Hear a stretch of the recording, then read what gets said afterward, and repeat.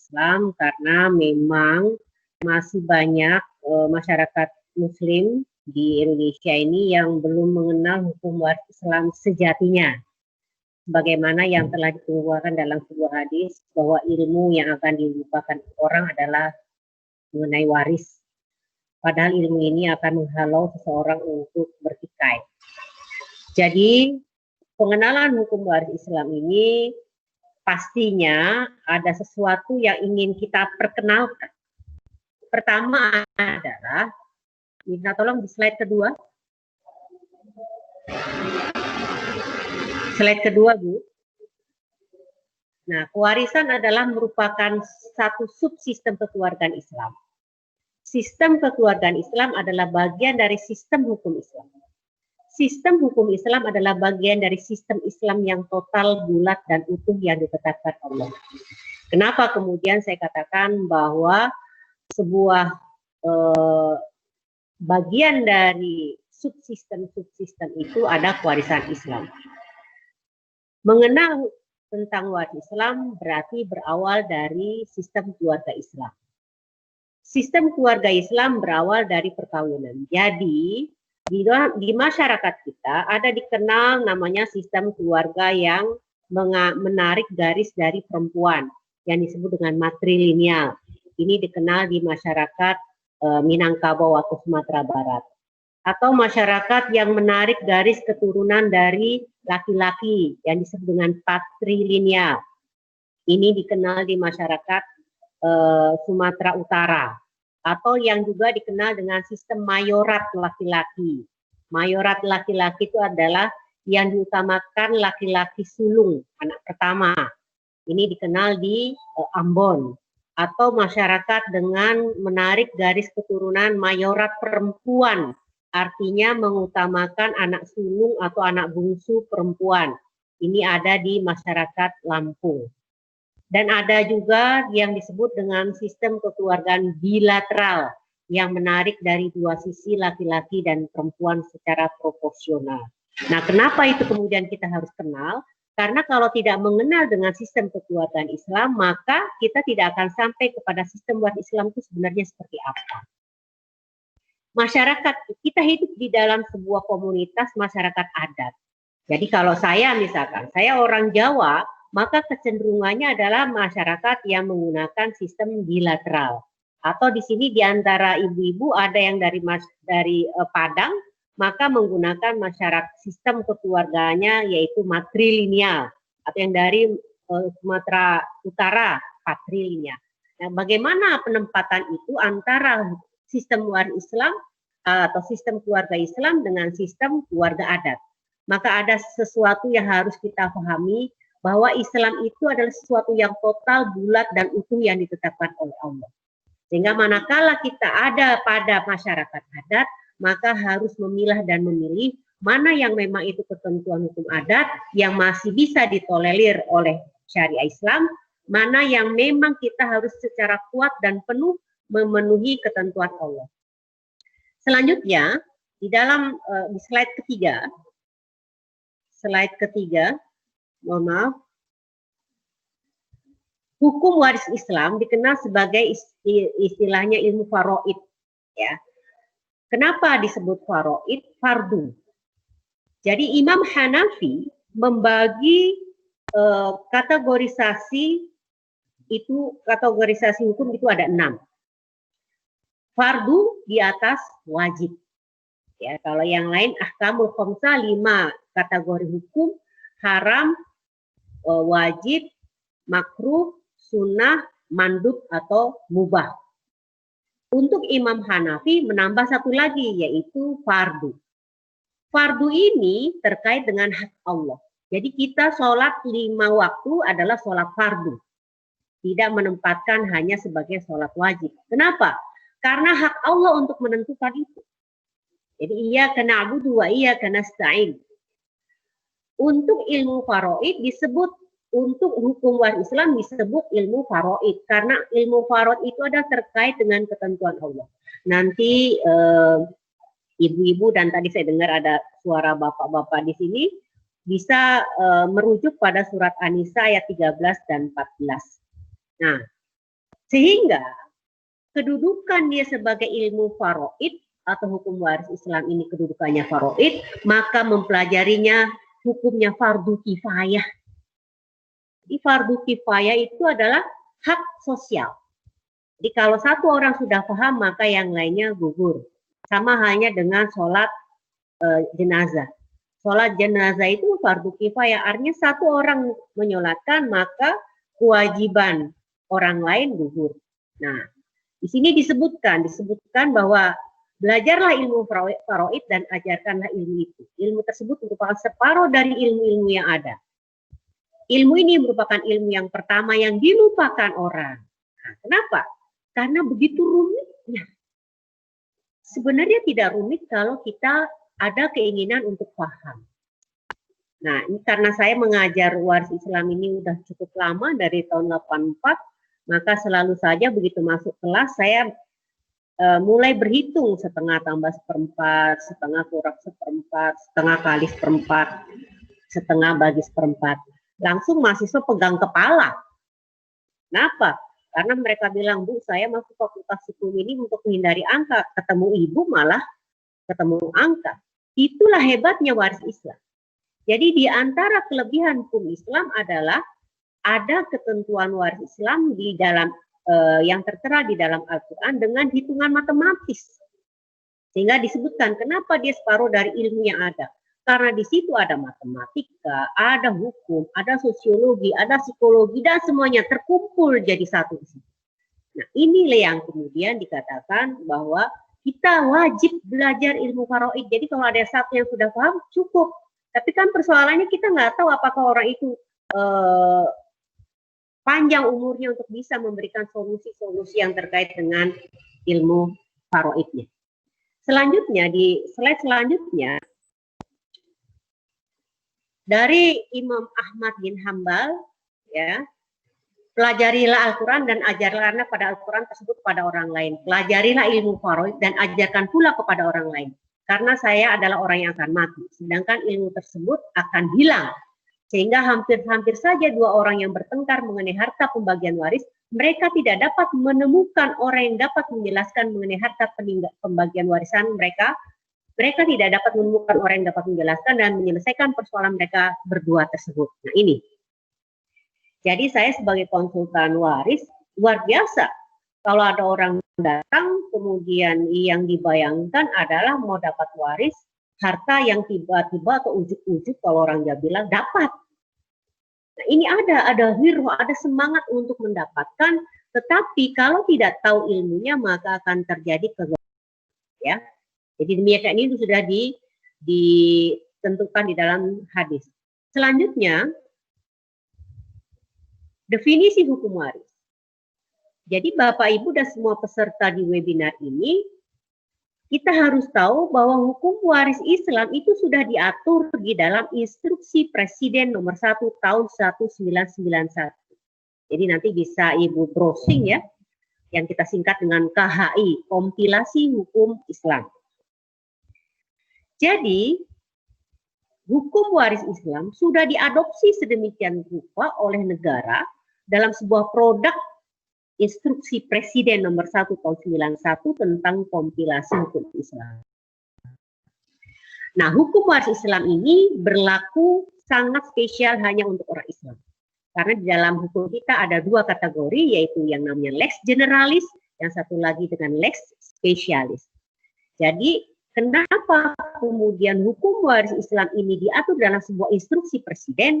Karena historical background-nya, sebelum ada kompilasi hukum Islam ini, hakim-hakim yang ada di pengadilan agama itu menyelesaikan kasus waris terkait dengan mazhab yang dianut. Jadi kalau dia bermazhab Hanafi, dia gunakan dasar mazhab Hanafi.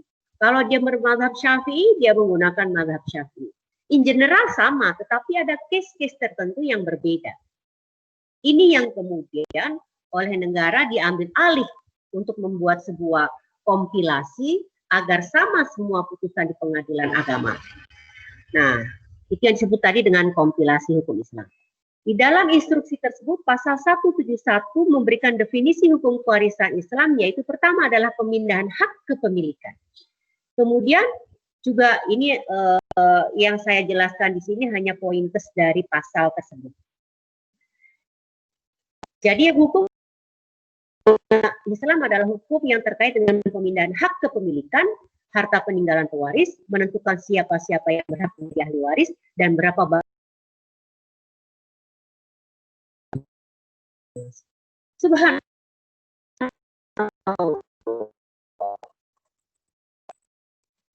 Jadi berbagi menggunakan hukum adat atau menggunakan KUH Perdata, ya. Kita sudah ditentukan tadi. Kompilasi hukum Islam ini adalah merupakan sebuah kompilasi, sebuah kumpulan dari pendapat para ulama pada saat itu yang dikumpulkan oleh Mahkamah Agung untuk membuat sebuah formulasi konsep dari sebuah ketentuan Islam yang dibuat dalam bentuk pasal. Maka bunyinya seperti ini. Ya. Di dalam pasal 171 huruf A, pemindahan hak kepemilikan. Jadi di dalam waris Islam itu yang berpindah hak bukan kewajiban. Hak. Jadi kalau contohnya saya sebagai dosen, saya berhak dapat gaji. Sebelum waktunya dapat honor, saya wafat. Ada dua hal yang harus kita perhatikan. Saya wajib mengajar, saya dapat hak untuk mendapatkan honor.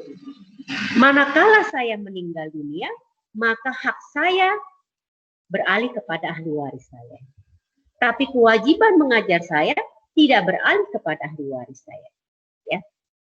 Ini yang membedakan waris Islam dengan waris Perdata Barat. Jadi kalau di dalam waris Perdata Barat, yang beralih adalah hak dan kewajiban. Jadi contohnya saya meninggal dunia, saya meninggalkan harta 10 juta. 10 juta. Tapi hutang saya 15 juta. Dari definisi pasal 171 huruf A ini, maka kekurangan yang 5 juta tidak beralih kepada ahli waris. Itu menjadi tanggung jawab saya. Dia tidak beralih kepada ahli waris. Kok begitu, Bu? Loh iya, karena definisinya adalah yang beralih adalah hak bukan kewajiban. Sementara tadi saya punya kewajiban membayar 5 juta lagi. Sementara harta yang saya tinggalkan hanya 10 juta. Dua hal yang harus kita perhatikan. Anak saya berkedudukan sebagai ahli waris dan anak saya berkedudukan sebagai anak. Manakala dia berkedudukan sebagai ahli waris, maka dia tidak mendapat peralihan membayar kewajiban hutang saya. Manakala dia berkedudukan sebagai anak, maka dia punya kewajiban membayarkan hutang saya. Manakala mereka mampu. Dalam kapasitas apa? Dalam kapasitas anak dengan judul birrul walidain. Jadi hati-hati Bapak Ibu, bagi yang mempunyai hutang lebih besar dari piutang, kalau ahli warisnya tidak mau membayar, karena memang definisinya adalah kewajibannya tidak beralih kepada ahli waris. Ya, jadi yang harus digarisbawahi ini adalah pemindahan hak, bukan pemindahan hak dan kewajiban. Kemudian yang disebut dengan harta peninggalan pewaris. Harta itu ada 3 kategori. Yang disebut dengan harta bawaan, harta dapatan, dan harta bersama. Jadi di Indonesia dikenal 3 kategori harta. Harta bawaan adalah harta yang dibawa sebelum perkawinan. Harta dapatan adalah harta yang didapat pada saat dan selama perkawinan berlangsung. Kemudian harta bersama adalah harta yang dihasilkan selama perkawinan berlangsung, tidak dipersoalkan atas nama siapa dan siapa yang mencari. Nah, sekarang persoalannya, ini harta peninggalan pewaris yang mana? Harta peninggalan pewaris adalah harta bawaan dia, harta dapatan dia, dan bagian dari harta bersama.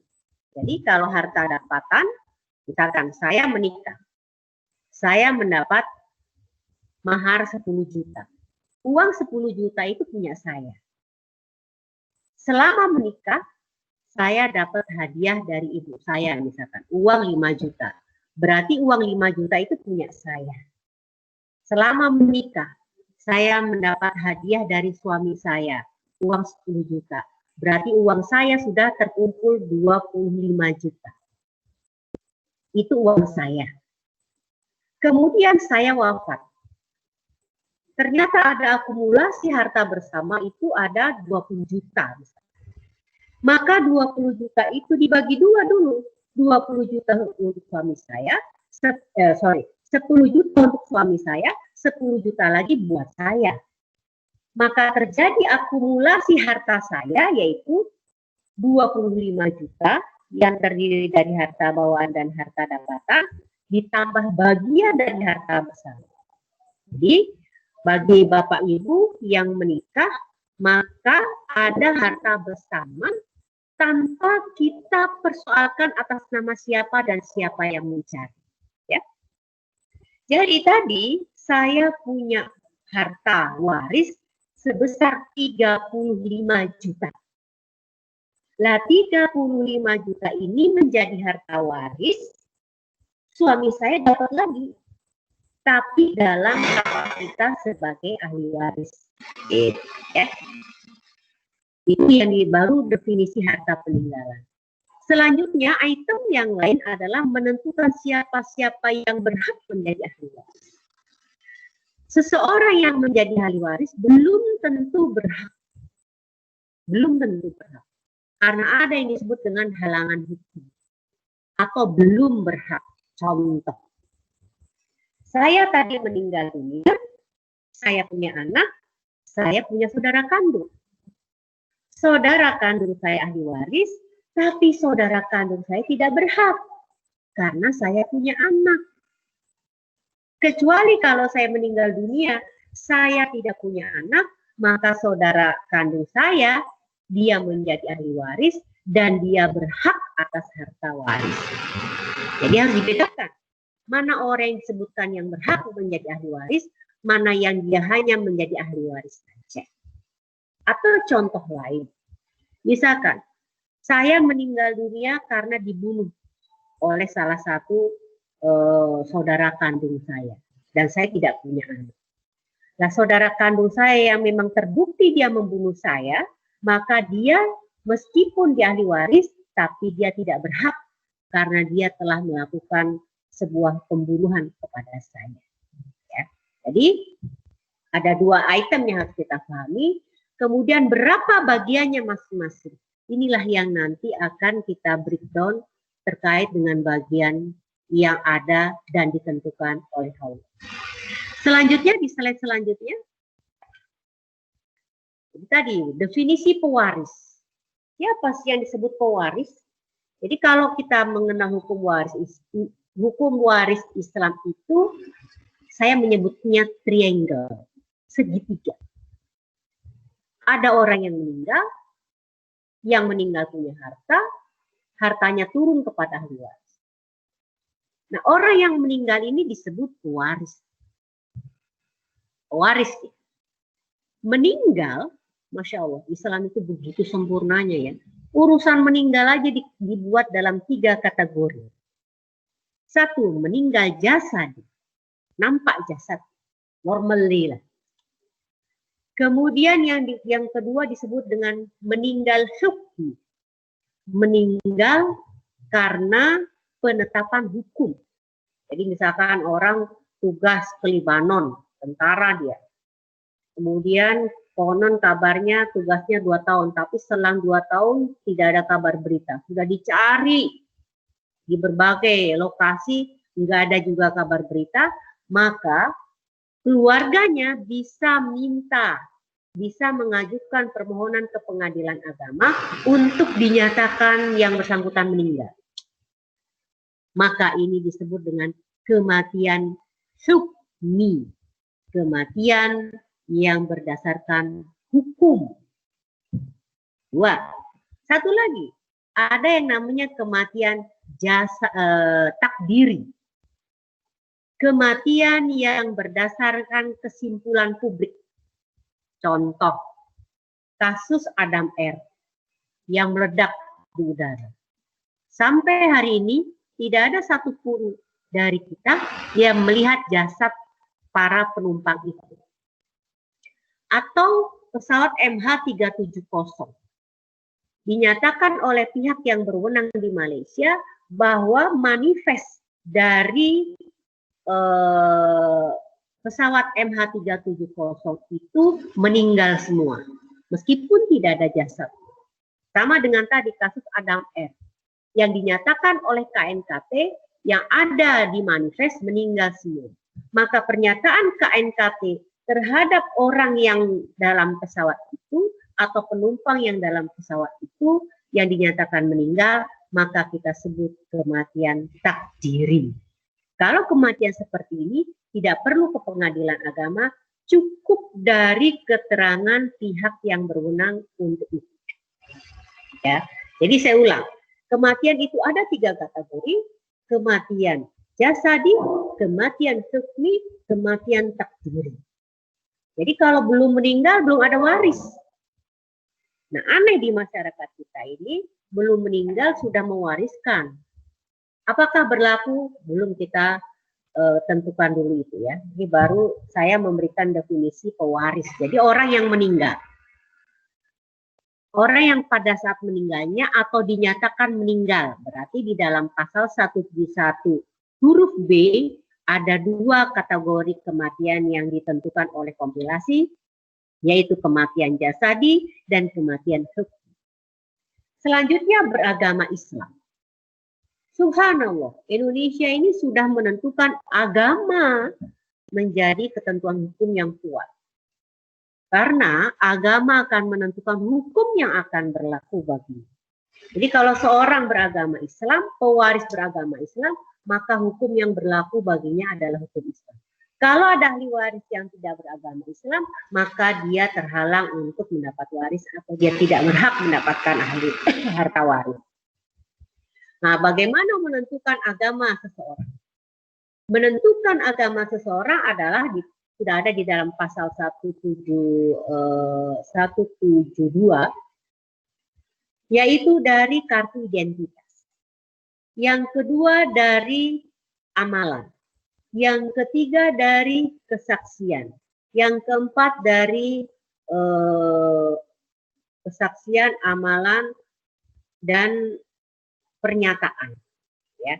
Jadi misalkan saya ada orang nih di Manado ya, dia baru mengucapkan syahadat, wafat dia, KTP-nya masih Kristen. Tapi dari mana kita menentukan agama dia? Nah, tadi orang-orang lihat, oh tadi sudah bersyahadat, maka kita nyatakan dia Islam. Karena apa? Karena ada pengakuan, ya udah bersyahadat dia sebelum wafat. Atau pernah ada kasus itu artis Zain, Yana Zain. Dia wafat. Sudah mau diprofesi secara Kristen, tiba-tiba datang bapaknya, dia bilang, ini anak saya Islam. Dan dinyatakan oleh teman-temannya, betul dia Islam karena dia pernah sholat. Maka pernyataan orang lain terhadap agama dia menjadi ketentuan bahwa dia beragama Islam sehingga dia diproses secara Islam. Ya. Jadi beragama seseorang dinyatakan melalui kartu identitas, amalan, pengakuan, dan kesaksian. Nah, bagaimana kalau anak-anak? Anak-anak itu beragama menurut agama bapaknya dan lingkungannya. Selanjutnya, di samping dia beragama Islam, dia juga meninggalkan ahli waris. Itu ada 2, orang yang punya hubungan nasab atau hubungan darah, dan orang yang punya hubungan perkawinan. Jadi 2 ini saja. Jadi kalau dia tidak punya hubungan nasab atau hubungan darah dan tidak punya hubungan perkawinan, maka tidak bisa masuk ke dalam kategori ahli waris. Kemudian apa yang beralih? Yang beralih adalah harta yang ditinggal. Jadi di dalam pasal 171 ini konten atau unsur itu diperjelas. Jadi orang yang meninggal beragama Islam meninggalkan harta waris dan harta peninggalan. Selanjutnya, ini silakan. Definisi ahli waris. Tadi sudah saya kemukakan. Orang yang punya hubungan darah atau hubungan perkawinan dengan pewaris beragama Islam dan tidak terhalang karena hukum untuk menjadi ahli waris. Jadi misalkan orang yang punya hubungan darah atau nasab, jadi ini memang pasal 171 masih agak kurang ini, ya, karena hubungan nasab sangat penting. Kenapa? Kalau misalkan kasus yang terjadi, misalkan seseorang itu berzina, ya, hamil 1 bulan baru dia nikah, lahir anak perempuan. Anak perempuan yang dari perkawinan itu memang dia lahir dalam perkawinan, tapi tidak dibuahi perkawinan karena berzina lebih dahulu. Maka anak ini tidak mempunyai hubungan nasab dengan bapaknya. Kalau anak perempuan ini mau menikah, maka harus menggunakan wali hakim. Dan kalau bapaknya meninggal, dia tidak karena nggak ada hubungan darah, ya, tidak ada hubungan nasab. Ini sebenarnya poin per poin dari yang saya ambil dari definisi pasal ini yang harus urainya panjang. Selanjutnya hubungan perkawinan dengan waris. Perkawinan di Indonesia, perkawinan ini harus memenuhi 2 unsur, sah dan resmi. Sah, sebuah perkawinan dikatakan sah apabila dilakukan menurut hukum agama. Resmi manakala perkawinan yang sah dicatat oleh negara. Orang Islam, pencatatan perkawinannya di KUA, kalau yang bukan Islam, pencatatan perkawinannya dilakukan di catatan sipil. Nah, bagaimana kalau mereka menikah beda agama? Maka dalam kacamata hukum Islam tidak ada perkawinan. Selanjutnya beragama Islam. Kenapa ini menjadi poin penting dari sebuah identitas seorang ahli waris? Karena agama menentukan hukum yang akan berlaku baginya. Selanjutnya tidak terhalang karena hukum untuk menjadi ahli waris. Yang dimaksud tidak terhalang karena hukum adalah kalau dia membunuh, kalau dia memfitnah, kalau dia menganiaya pewaris, maka itu menjadi halangan hukum bagi dia untuk mendapatkan harta waris. Kemudian, selanjutnya juga pasal 171D. Slide selanjutnya, langsung E ya. Jadi harta warisan adalah apa? Lanjut aja. Pemberian lanjut ya, apa? Definisi harta warisan adalah harta bawaan. Karena yang tadi harta peninggalan saya tidak akan bahas dulu. Harta bawaan ditambah bagian dari harta bersama setelah digunakan untuk keperluan pewaris rumah sakit sampai meninggalnya, biaya pengurusan jenazah, pembayaran hutang, pemberian untuk kerabat. Jadi begini. Di dalam pasal 171D ada disebutkan harta peninggalan. Jadi kalau harta peninggalan itu masih butuh. Ada pasifa, ada aktiva. Tapi kalau sudah dipilih, oh maka muncul yang namanya harta warisan. Contoh di awal, saya waktu sebelum menikah saya bawa harta. Pada saat menikah saya mendapat harta berupa mahar dan hadiah tadi. Maka itu semua menjadi harta saya. Makanya harta bawaan ditambah bagian dari harta besar. Jadi kalau suami istri, maka kalau suaminya kerja, istrinya hanya ibu rumah tangga, maka tetap ada harta bersama. Atau kebalikannya, istrinya yang bekerja, suaminya tidak bekerja, maka tetap menjadi ada harta bersama. Kenapa? Karena definisi harta bersama adalah harta yang dihasilkan sejak tanggal perkawinan berlangsung, tidak dipersoalkan atas nama siapa dan siapa yang mencari. Ya. Kemudian dikurangi apa? Dikurangi keperluan pewaris mulai dari sakit sampai meninggalnya sampai dikuburkan, membayar hutang, pemberian untuk kerabat. Nah, ada hal bagian penting di sini. Jadi kalau saya meninggal dunia, saya punya royalti.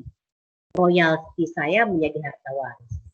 Kalau saya meninggal dunia, saya ada uang pensiun, maka uang pensiun itu adalah harta waris yang ini harus dibagi kepada ahli waris. Kalau saya meninggal dunia, muncul klaim asuransi kematian, maka klaim asuransi kematian itu menjadi harta waris. Intinya adalah hak yang muncul sebelum, hak yang muncul dari dan setelah kematian. Dari dan setelah kematian. Jadi misalkan saya meninggal dunia, ada uang duka. Uang duka itu adalah harta waris. Saya meninggal dunia, muncul tadi klaim asuransi, maka klaim asuransi menjadi harta waris. Selanjutnya, slide selanjutnya. Nah, subhanallah. Di dalam surat An-Nisa ayat 7 adalah menjadi ayat yang sangat revolusioner pada saat itu. Surat An-Nisa ayat 7 kalau kita baca di sini, lirrijali nasibum mimma tarakal walidani wal aqrabun walin nisa'i nasibum mimma tarakal walidani wal aqrabun mimma qalla minhu au katsur nasibam mafruḍ. Subhanallah. Disebutkan lirrijal, bagi laki-laki.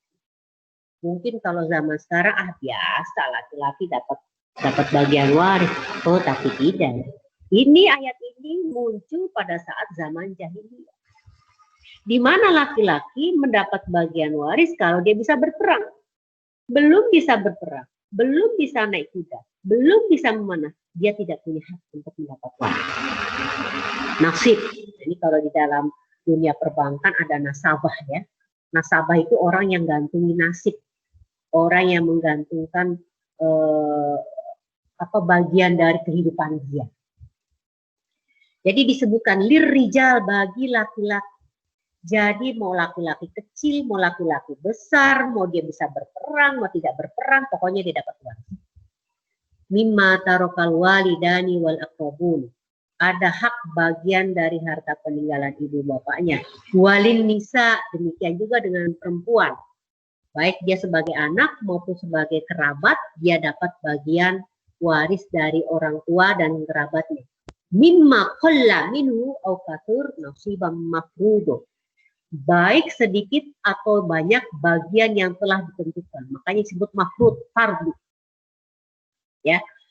Nah, perempuan pada waktu zaman jahiliyah, jangankan hak waris, dia justru menjadi objek waris.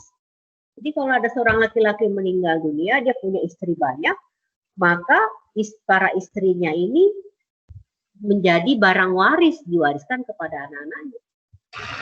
Ayat ini makanya tadi saya sebutkan, ayat yang sangat revolusioner pada saat itu.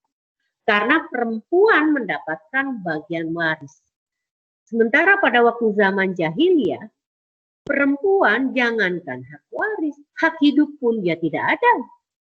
Jadi kalau ada seorang ibu melahirkan bayi perempuan, tahu dia langsung dikubur hidup-hidup. Kenapa? Karena buat mereka perempuan tidak ada manfaat, tidak ada manfaatnya. Karena apa? Karena pada zaman itu setiap kabilah itu selalu berperang. Jadi malah ngerepotin perempuan ini. Jadi kalau ada anak perempuan sudah agak besar, sekitar 2-3 tahun, itu diajak ke padang pasir, dikubur hidup.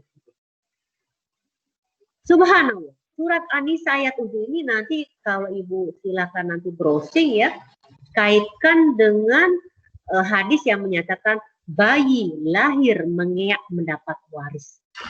Artinya bahwa mengeak itu diartikan sebagai hidup. Jadi kalau seorang bayi lahir nangis tanpa harus dilihat dulu jenis kelaminnya, maka dia punya hak untuk mendapat waris. Ini kehebatan Islam. Kenapa? Karena kalau ditanya mana yang lebih dulu lahir, hak atau kewajiban, maka kita katakan hak lebih dulu lahir dibandingkan kewajiban. Karena begitu anak lahir, dia punya hak atas harta waris, belum wajib. Ya. Jadi surat An-Nisa ayat 7 ini adalah merupakan ayat pendobrak pada waktu zaman jahiliyah. Selanjutnya, Slide selanjutnya. Silakan diganti Bu slide selanjutnya.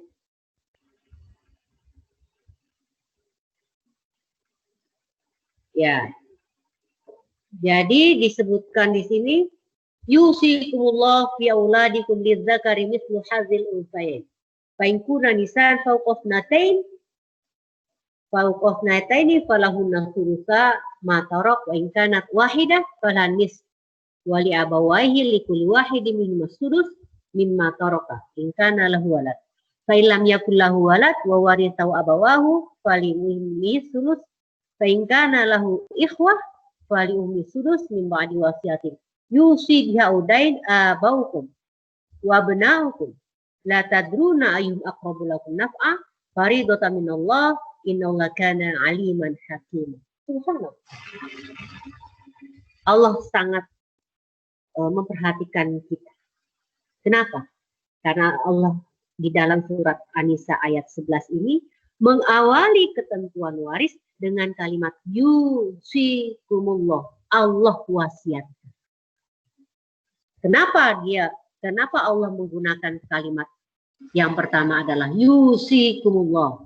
Karena seringkali kita sebagai orang tua mewasiatkan. Jadi misalkan gini, kalau saya punya anak laki-laki dan anak perempuan, saya wasiatkan anak-anakku, nanti kalau ibu meninggal, bagi warisnya sama aja ya, yang laki-laki perempuan.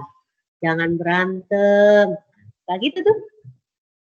Atau misalkan, anak-anakku kalau ibu meninggal nanti, adikmu yang perempuan ini dibagi lebih ya, dibandingkan kalian yang laki-laki ya.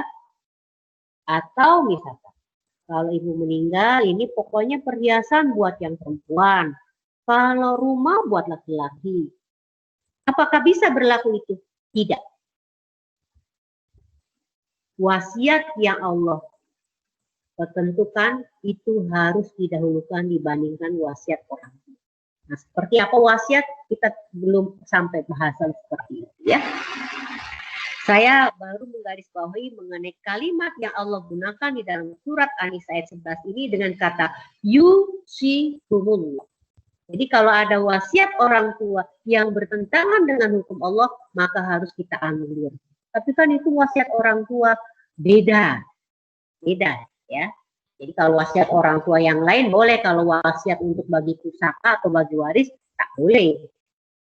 Selanjutnya Allah menggunakan kata lidzakari mithlu hadzil unthayain.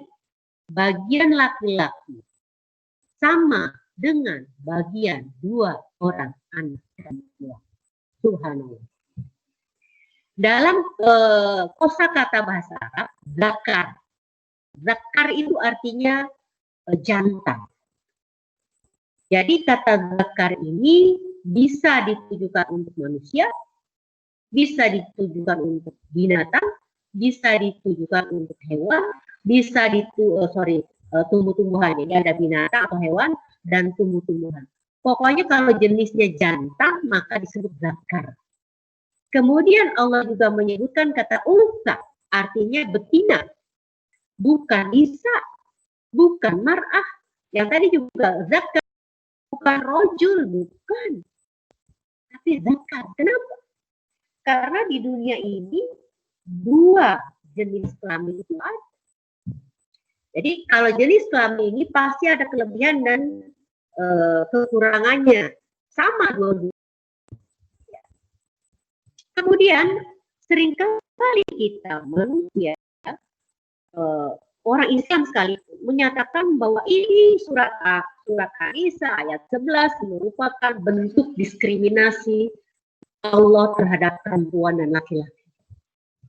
Sering orang menyatakan itu tanpa tahu kenapa Allah menggunakan kata zakar, kenapa Allah menggunakan kata unsa. Misalkan, kalau saya katakan, saya tidak tahu ini namanya HK dan DN, ya.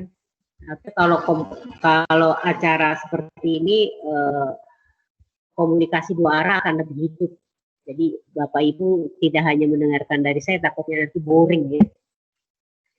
Jadi kalau misalnya saya katakan si A dan si B A dan B. Saya katakan kepada A, kamu saya akan kasih dari yang saya Hai A, kamu akan saya kasih kue 2 kali lebih banyak dari yang saya kasih ke B. Pernyataan saya yang akan memberikan kue 2 kali lebih besar A dibandingkan B, pastinya saya harus kasih dulu B. Karena bagaimana mungkin menghitung 2 kali lebih besar kepada A tanpa saya memberikan dulu pada B. Ini logika berhitung Allah. Maksudnya apa? Maksudnya adalah Allah katakan lidzakari mithlu hadzil unsayain. Bagian laki-laki 2 kali lebih banyak dari bagian perempuan. Artinya, perolehan laki-laki yang lebih banyak tergantung berseberapa yang diperoleh oleh perempuan. Yang kedua, perempuan itu menjadi tolok ukur pembagian laki-laki. Subhanallah. Jadi kita tidak boleh hanya melihat angka 2:1 saja, tetapi harus melihat kedalaman makna dari lidzakari mithlu hadzil unsayain. Ya. Dan diatur sedemikian rupa di dalam surat An-Nisa ayat 11 ini, fa in kunna nisan fawqasnataini falahunna thulutsa ma tarok. Kalau engkau mempunyai anak hanya anak perempuan saja, tapi lebih dari 1, maka bagian mereka 2/3. Ya, jadi saya, misalkan saya punya anak perempuan 3, A, B, C, maka A, B, C itu dapat 2/3. Nah, yang lainnya bagaimana? Kita belum sampai pada hitung-hitungan waris, ya, sampai nanti. Jadi disebutkan di sini fauqasnataini falahunna thulutsa ma tarok. Tapi kalau anak perempuannya dia hanya punya anak perempuan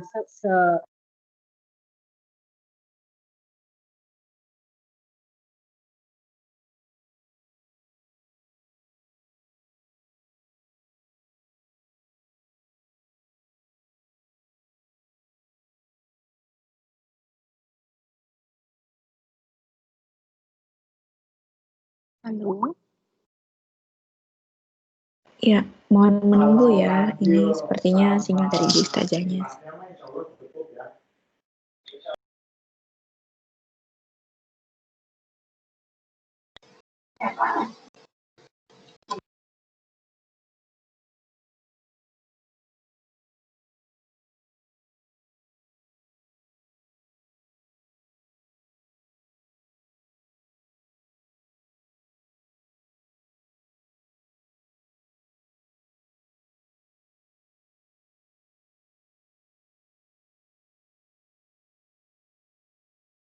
Suaranya kok hilang ya? Iya, Bu. Masih kami coba hubungi kembali Iya, Ustazahnya. mohon berkenan menunggu sebentar ya, Ibu. Ini Ibu Ustazahnya sepertinya sinyalnya sedang down di daerah beliau.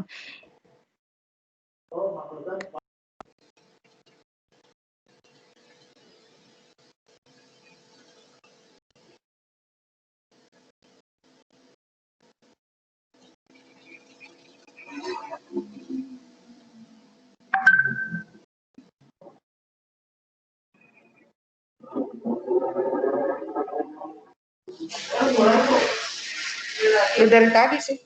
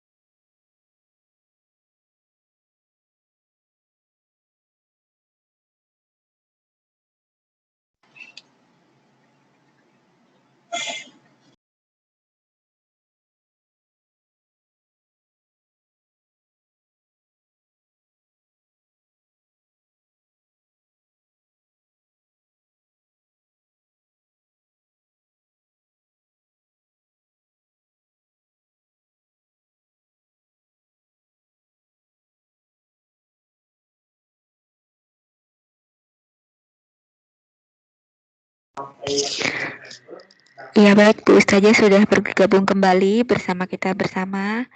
Ibu Ustazah dapat dipersilakan untuk di-unmute dulu. Silakan Bu Ustazah. Mohon maaf ini gangguan. Baik, saya ulang tadi terkait dengan surat An-Nisa ayat 11 yang menyatakan yusikumullahu fi auladikum lidzakari mithlu hadzil unsayain.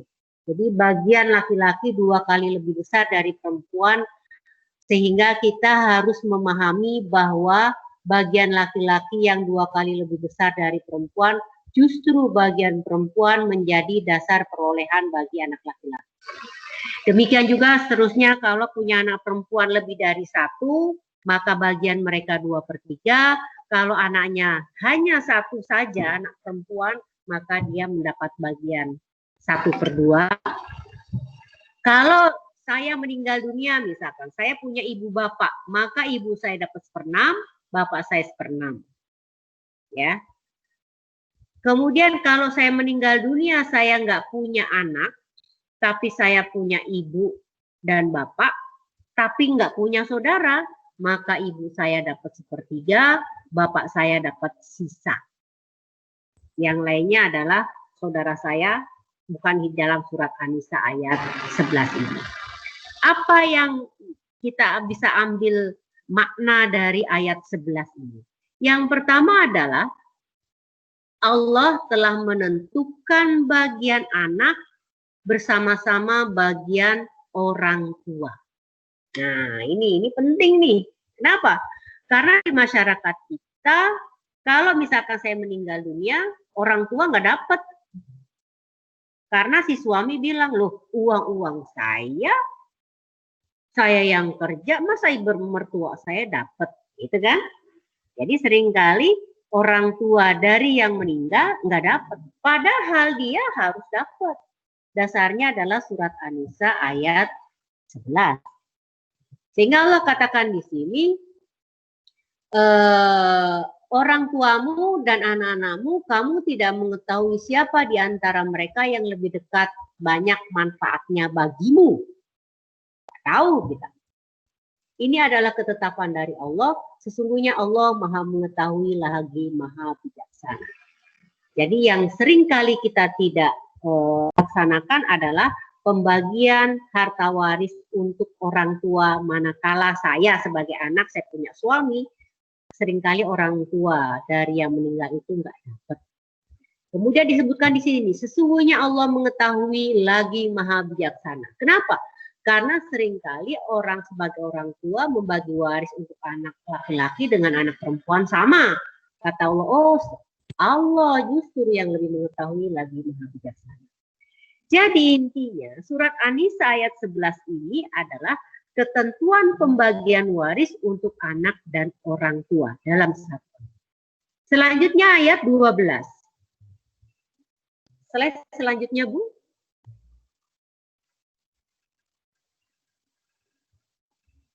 Di dalam surat An-Nisa ayat 12 ini especially buat suami, istri, dan saudara seibu.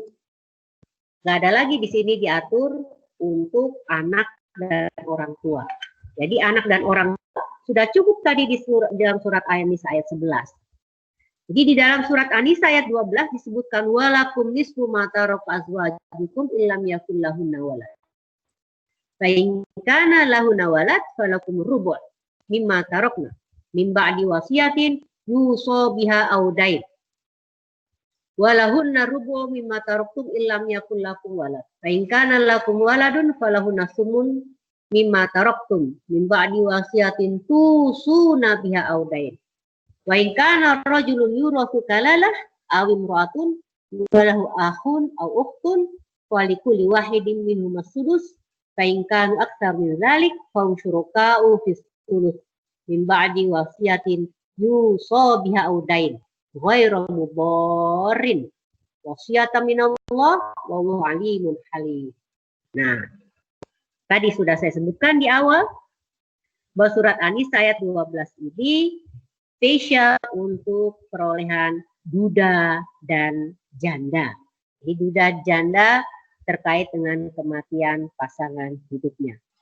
Bagian laki-laki, bagian duda lebih banyak dibandingkan bagian janda. Ini juga yang menjadi perhatian para feminis yang menyatakan bahwa bias gender terjadi di dalam surat An-Nisa ayat 12 karena membedakan perolehan duda dengan janda di mana memberikan bagian duda lebih banyak. Memang logikanya begini.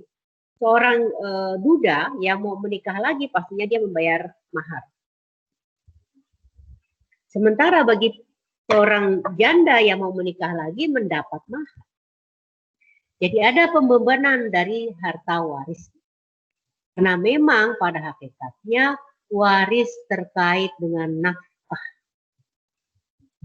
Demikian juga bagi saudara seibu, ya. Saudara seibu ditentukan di sini. Nah, kalimat yang harus kita pahami di sini adalah bahwa membagi waris itu setelah dikurangin hutang dan wasiat. Jadi kalau ada orang meninggal, maka keluarkan dulu hutangnya. Kalau masih cukup, keluarkan dulu wasiatnya. Setelah itu baru bagi waris. Selanjutnya, silakan Bu. Slide selanjutnya. Nah, disebutkan di sini bahwa bagian saudara laki-laki itu sama dengan bagian saudara perempuan kalau dia seibu. Jadi kalau ada orang mengatakan perempuan di dalam Islam bias gender, maka ada bagian laki-laki dengan perempuan menurut ayat 12 ini sama karena dia terkait dengan saudara seibu. Selanjutnya, Bu. Lanjut lagi. Slide lagi, Bu. Oke. Surat An-Nisa ayat 176 merupakan ayat penutup dari An-Nisa. Subhanallah. Jadi perempuan-perempuan dalam Islam itu ditempatkan oleh Allah begitu rupa. Sangat terhormat. Jadi ada surat An-Nisa, tidak ada surat Ar-Rijal. Ada ibu kota, tidak ada bapak kota. Ada ibu jari, tidak ada bupati, tidak ada pak pati. Jadi surat An-Nisa ayat 176 ini adalah ayat penutup dari surat An-Nisa yang memberikan ketentuan bagi orang yang mati punah. Artinya dia tidak punya anak dan gak ada bapak. Maka bagian saudara kandung atau saudara sebapak ditentukan di dalam surat An-Nisa ayat 176 ini. Jadi perbedaan perolehan saudara kandung dengan saudara seibu itu ada di, kalau saudara seibu ada di surat An-Nisa ayat 12, tapi saudara kandung atau saudara sebapak ada di dalam ayat 176. Jadi kenapa disebutkan di sini kalalah? Karena bagi orang yang dengan sistem patrilineal, kalau nggak punya anak laki-laki, dia katakan, saya nggak punya anak. Jadi kalau istrinya punya anak 10 perempuan, tapi dia menggunakan sistem patrilineal, dia katakan, saya nggak punya anak. Karena marganya nggak bisa bawa. Contoh misalkan, ada seorang bapak, suami istri, dia dari dengan marga Siregar, punya anaknya 10 perempuan. Maka anaknya yang perempuan kalau menikah nggak bawa nama Siregarnya. Jadi nanti dia pakai buru. Gitu. Berbeda dengan masyarakat matrilineal. Yang kalau dia punya anak laki-laki, nggak punya anak perempuan, maka harta warisnya akan turun kepada anak nenek mamanya. Nah inilah yang kemudian oleh Allah dikatakan, yastaftunaka qulillah yaftikum fil kalalah ini merun halaka laysa lahu walad. Jadi kalau nggak punya anak, baik anak laki-laki maupun anak perempuan. Selanjutnya, slide selanjutnya. Lanjut, Bu.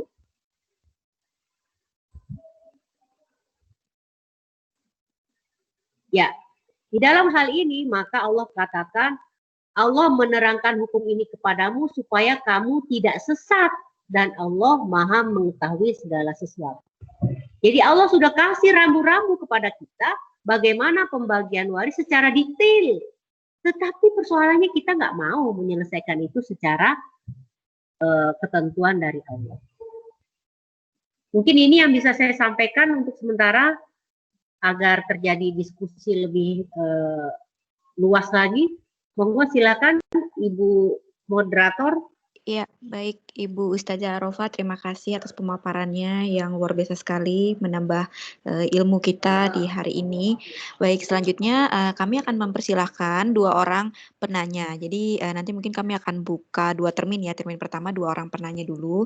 Jadi yang ingin bertanya silahkan untuk raise your hand dulu ya. Di situ ada di tengah-tengah, mungkin bisa dipencet tombolnya yang ingin bertanya. Atau mungkin kalau ini boleh juga chat di show conversation, nanti tinggal di chat di situ juga boleh. Baik, di sini sudah ada 1 penanya yang sudah mengangkat tangannya. Oke, 2 orang penanya. Baik, untuk yang pertama ada Ibu Zulfa Ulinuha atau Ibu Ulin. Yang kedua ada Ibu Elsa. Baik, kepada Ibu Ulin kami persilahkan. Baik, terima kasih untuk kesempatannya Mbak Mira ya. Assalamualaikum warahmatullahi wabarakatuh. Waalaikumsalam. Waalaikumsalam. Ya, Ibu Hajah Arofah, kami ingin bertanya seperti ini, Bu. Saat ini ada seorang pewaris, tapi belum disebut pewaris ya ini. Jadi yang bersangkutan belum meninggal, beliau tidak menikah, tapi sudah membagi hartanya, menyerahkan kepada salah satu keponakannya. Sementara dia masih punya saudara yang masih hidup ya, saudara kandung yang masih hidup. Apabila nanti meninggal, apakah harta yang sudah dibagi sebelum meninggal ini harus dikembalikan kepada yang berhak atau gimana, Bu? Baik, Mbak, saya lanjut jawab atau saya menunggu pertanyaan lain? Oh, Ibu Ustazah boleh langsung dijawab aja Ibu. Baik. Nanti setelah ini baru Ibu Elsa. Ya baik. Baik, terima kasih. Mohon maaf tadi siapa yang nanya, Bu? Ibu siapa? Ulin Nuha. Iya. Kalau tadi terkait dengan baginya adalah hibah, maka nggak ada masalah. Karena hibah itu bagi putus. Jadi nggak akan kembali kepada pemilik harta. Tetapi kalau dia menyatakan kalau saya meninggal, maka harta ini untuk kamu, ini kepada keponakannya. Maka keponakan itu kalau dia menjadi ahli waris, maka wasiatnya tidak berlaku. Karena disebutkanlah wasiat ahli warisin, tidak boleh mendapat waris bagi ahli waris. Nah, tadi dia tidak menikah, tapi sudah membagi hartanya kepada keponakan. Ya sudah, say goodbye. Selesai, itu namanya hibah. Baik. Terima kasih Ibu penjelasannya. Ya, baik, terima kasih Bu Ilin atas pertanyaannya. Tapi kalau kemudian dia silakan yang lain. Ya, baik Ibu Ustazah. Selanjutnya ada Ibu Elsa Kamelia. Silakan Ibu Elsa. Ya, Assalamualaikum warahmatullahi wabarakatuh. Terima kasih atas kesempatannya untuk bisa bertanya. Ibu Ustazah, saya mau nanya, kalau misalnya harta waris itu apakah bisa terputus oleh perceraian? Jadi misalnya ada seorang ayah dan ibu bercerai, kemudian sudah pisah kakak, sedangkan anak-anaknya ikut kakak ibunya. Nah, apakah nanti harta waris dari pewaris ayah yang kakaknya sendiri itu gimana ya Ustazah? Apakah harus dibuat hibah untuk anak-anaknya atau nanti defaultnya itu ahli warisnya itu adalah saudara-saudara ayahnya? Terima kasih.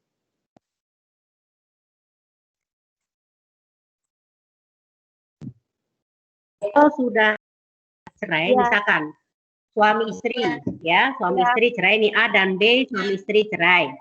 Kemudian dari perkawinan A dan B punya anak A1, A2. Halo? Pada waktu B meninggal, halo, Ya. jelas ya Bu? Ya. Ya. Pada waktu ayahnya meninggal, maka tetap anak yang lahir dari perkawinan itu sebagai ahli waris. Pembuktiannya adalah melalui akte kelahiran. Karena di dalam akte kelahiran itu tertera nama bapaknya. Atau pakai kakak. Di kakak itu kan ada kolom nama orang tua. Tetap itu digunakan, Bu. Jadi tetap dia menjadi ahli waris. Demikian, Bu Elsa. Oh ya, baik. Ya, terima kasih. Ya, sama-sama. Kemudian Ibu, siapa nih? Ibu Rahma. Assalamualaikum warahmatullahi wabarakatuh. Waalaikumsalam warahmatullahi wabarakatuh. Ibu, saya mau tanya. Jadi tuh suami saya ini kan bapaknya udah meninggal. Nah, ini tuh udah meninggal itu udah 3 tahun yang lalu. Terus setelah 3 tahun ini sudah berjalan tuh, jadi warisan yang ditinggalkan oleh almarhum itu tuh belum dibagikan, Bu. Jadi karena ada masalah dari pihak keluarga inti, khususnya dari ibu mertua saya, Bu. Jadi sebenarnya tuh dari semua pihak keluarga itu kan sudah mengingatkan untuk segera dibagikan gitu kan. Nanti kalau setelah dibagikan masing-masing anak itu punya kebijakan lain atau punya cara sendiri gitu kan, maksudnya mau dibagi atau seperti apa itu silahkan, kan seperti itu, Bu. Nah, tapi dari pihak ibu mertua saya itu bersikukuh tidak mau membagikan, dengan alasan itu ibu mertua saya tuh merasa peninggalan yang ditinggalkan oleh almarhum mertua saya itu, kalau itu tuh hasil jerih payah mertua saya berdua dengan ibu mertua saya gitu, Bu. Jadi sampai sekarang itu tuh statusnya itu tuh masih menggantung gitu. Nah, sebenarnya kita dari pihak anak-anak itu tidak mempermasalahkan, Bu. Selama maksudnya itu harta itu memang istilahnya tuh tidak dipergunakan dengan maksudnya tidak disalahpergunakan gitu, Bu. Nah, cuma di sini yang sangat kita sayangkan itu ibu mertua saya itu salah memakainya gitu, Bu. Jadi seperti ada salah satu harta yang istilahnya itu sama ibu mertua saya itu contohnya kayak kendaraan ya, Bu. Di situ kan kendaraan itu kan atas nama bapak mertua saya, Bu. Akhirnya sama ibu mertua saya itu tuh kendaraan itu dijual, terus diganti pakai nama ibu mertua saya gitu, Bu. Jadi salah satu contohnya tuh seperti itu gitu. Jadi sebenarnya kita tuh udah mengingatkan ya, Bu. Maksudnya itu bukan lebih ke pengen kebagiannya gitu, tapi kita tuh kasihan sama ibu mertua gitu, karena maksudnya itu kok ilmunya kan masih minim banget. Jadi kita mengingatkan gitu, karena kan masalah ibu juga udah tua gitu kan. Tapi ibu mertua saya tuh sampai sekarang tuh kekeh, Bu. Jadi suami saya ini kan 4 bersaudara. Nah, adik-adiknya juga sudah mengingatkan ke ibu kan, kalau maksudnya tuh ini tuh kita bagiin. Jadi ibu saya itu punya rasa takut itu akan kehilangan harta gitu, Bu. Sebenarnya kita udah mengingatkan, maksudnya tuh nggak usah takut gitu, karena pasti kita juga nggak mungkin maksudnya kayak membiarkan ibu kita tuh kayak terluntang-lantung, kasarnya kan seperti itu, Bu, gitu kan. Nah, di sini tuh yang jadi masalah itu kan sekarang akhirnya salah satunya suami saya ya, Bu. Jadi hubungan dengan ibu saya itu orang tuanya itu tuh jadi seperti terputus tali silaturahminya, Bu. Hampir 1 tahun kita tuh kan nggak ada komunikasi, Bu. Karena kalau setiap kita buka komunikasi itu maksudnya udahlah gitu kan, mau tanya kabar, tapi nanti tuh ibu mertua tuh ujung-ujungnya tuh membahas ke situ lagi gitu, Bu. Dan ujung-ujungnya berakhirnya tuh jadi ribut gitu, sampai ada satu cerita itu. Ya, Ibu Rahma mungkin boleh dibantu untuk pertanyaannya langsung, karena di sini ada beberapa yang ingin bertanya juga. Baik, saya sudah menangkap apa yang ditanyakan oleh Ibu Rahma. Pertama adalah memang ini persoalan yang sulit ya, tetapi harus juga dipahami. Orang memahami bahwa kalau suaminya meninggal maka bagi waris secara utuh, padahal ada 2 step yang harus dilakukan. Pertama, bagi dulu harta bersamanya. Iya. Karena tadi untuk bahwa apa yang ada itu adalah hasil jerih payah. Ya, dibagi 2 dulu. Nanti misalkan akumulasi dari harta ada 20 juta. Maka istri atau si janda ini dapat 20 juta, uang pewaris 40 bagi 2, 20. Nanti bagian si suami yang sudah wafat ini akan kebagian lagi kepada istrinya. Kalau dia punya anak berarti nanti ibunya itu akan dapat 1/8 lagi. Ini yang orang belum paham. Jadi seolah-olah akan mati saja dia nanti. Ya akhirnya mati terkait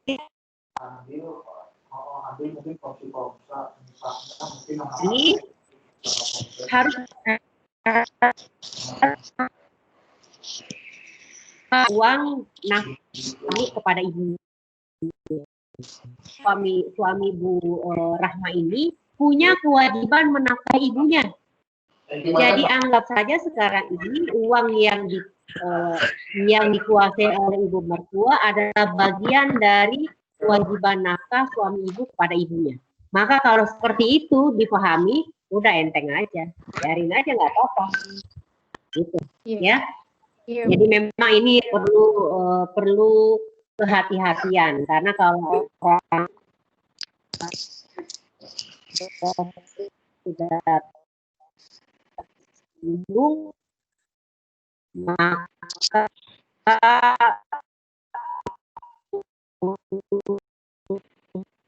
hanya komunikasinya tidak lancar, padahal anak itu. Halo? Iya, halo, suaranya Siapa nggak dulu jelas, nih? Bu. Ibu namanya nggak jelas? Iya. Baik, siapa dulu nih? Yang tadi Bu Rahma jelas ya, Bu? Iya. Iya, Nanti kalau baik, memang ada Ibu hal Rahma yang semoga bisa menjawab ya tadi jawabannya. Selanjutnya ada Ibu Nadia Fadila tadi yang bertanya. Silakan Ibu silakan Nadia. Ibu Nadia Fadila.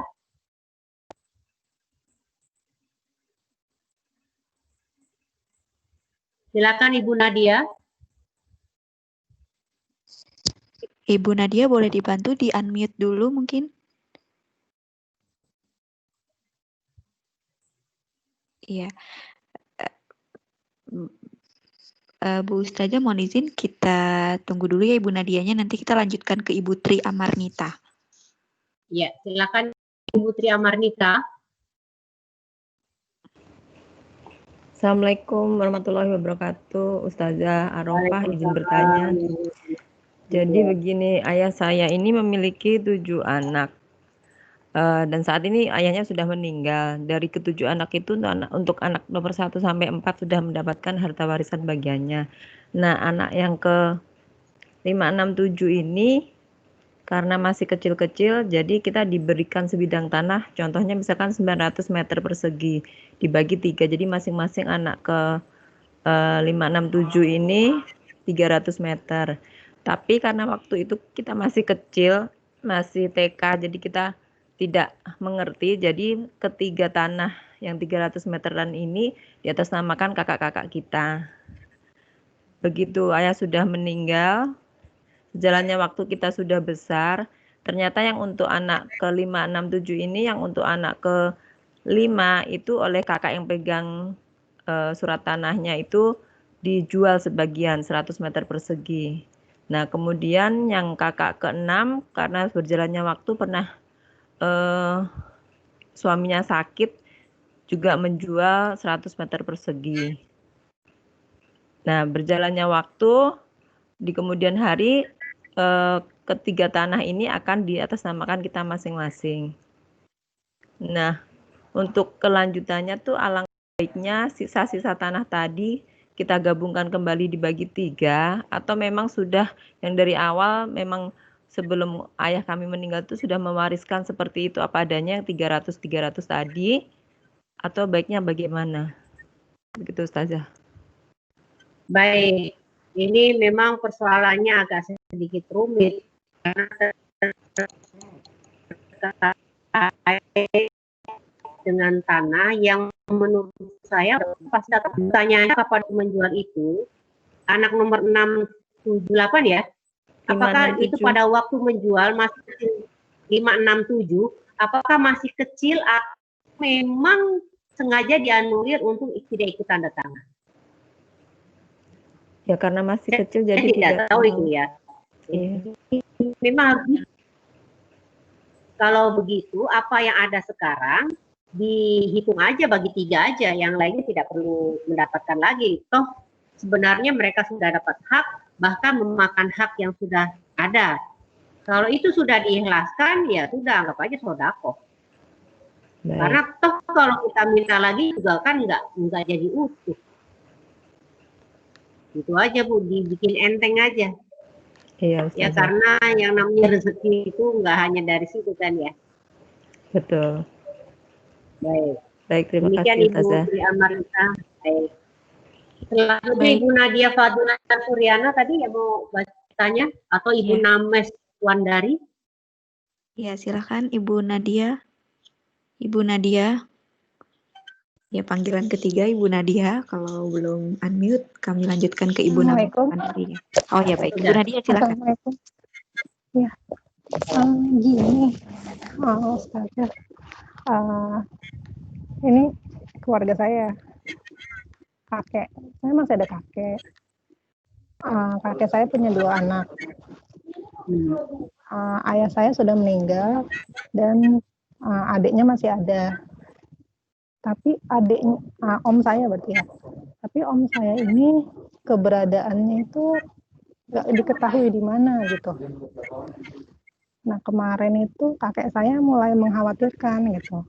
Kalau saya meninggal, gimana? Saya harus membagi warisnya seperti apa gitu. Itu juga jadi beban tersendiri buat saya gitu. Jadi saya antara ada kewajiban untuk mencari om saya itu kan. Kakek saya ini nenek saya udah meninggal dan kakek saya punya adik wanita, masih ada 1. Itu kira-kira bagian hak warisnya itu seperti apa ya, Ustazah? Pertama adalah solusinya, adiknya itu kalau sudah dicari nggak ada, maka mengajukan permohonan ke pengadilan agama untuk dinyatakan wafat aja. Karena kalau tidak seperti itu nggak akan ada penyelesaian nantinya. Kemudian bagi ayahnya Mbak Nadia yang sudah wafat ini, maka harta warisnya turun ke anaknya sebagai ahli waris pengganti. Jadi Mbak Nadia dan saudara kandungnya tampil menjadi ahli waris pengganti sebagai pengganti ayah.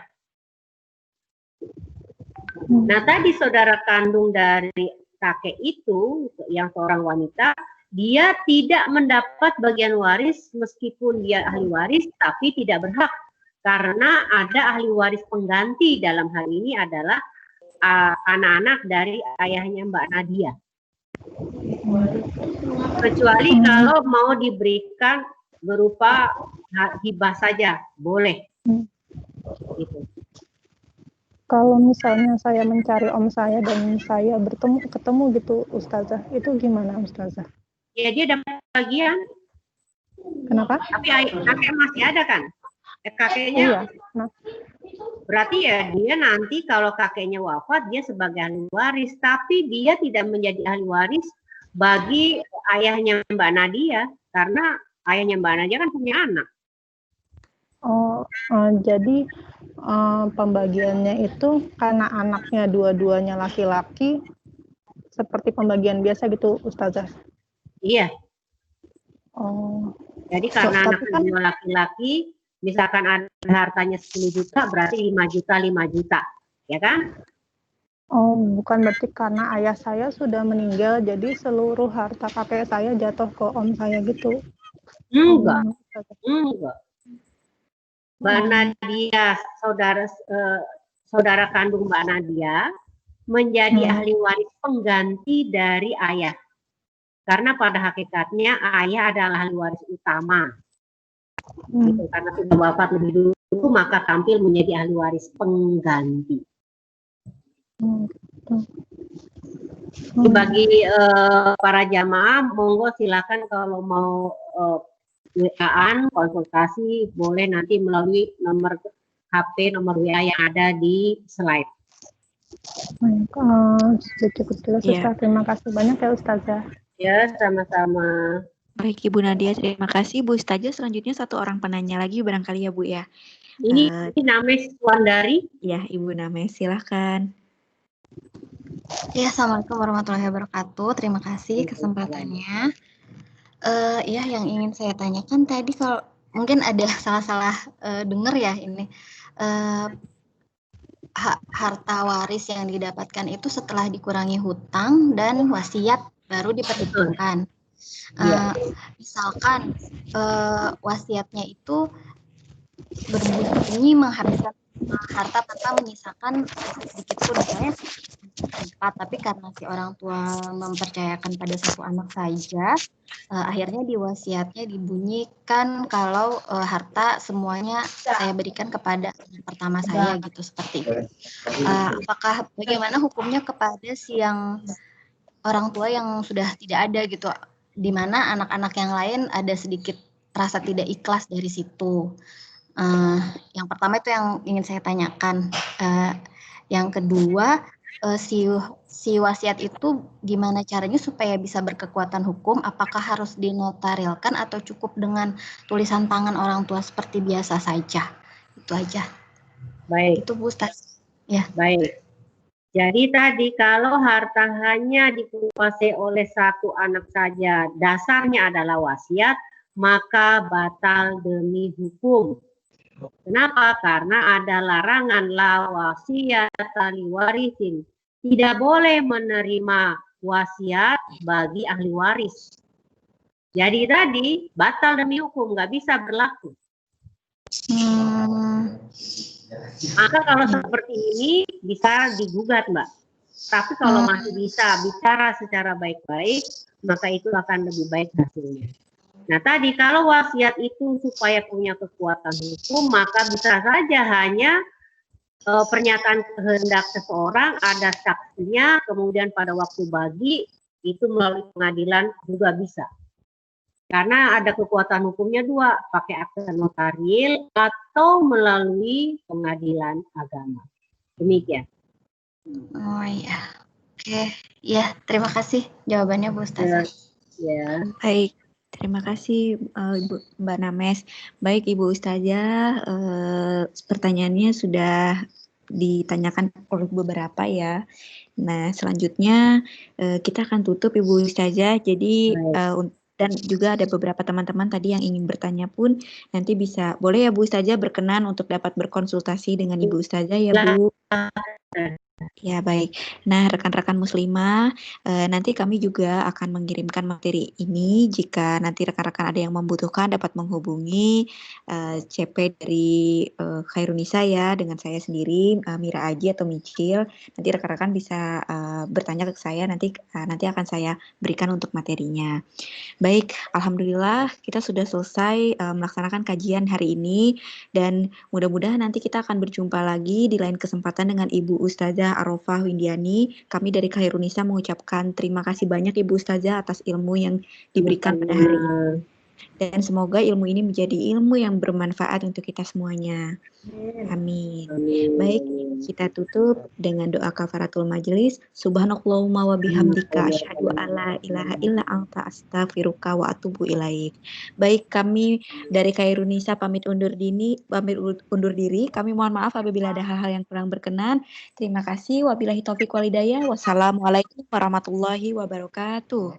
Waalaikumsalam warahmatullahi wabarakatuh. Dan mohon maaf saya kalau ada hal-hal yang kurang berkenan, Mbak. Baik, Bu Ustazah. Sama-sama Bu Ustazah. Terima kasih. Waalaikumsalam warahmatullahi wabarakatuh. Jazakallah khairan.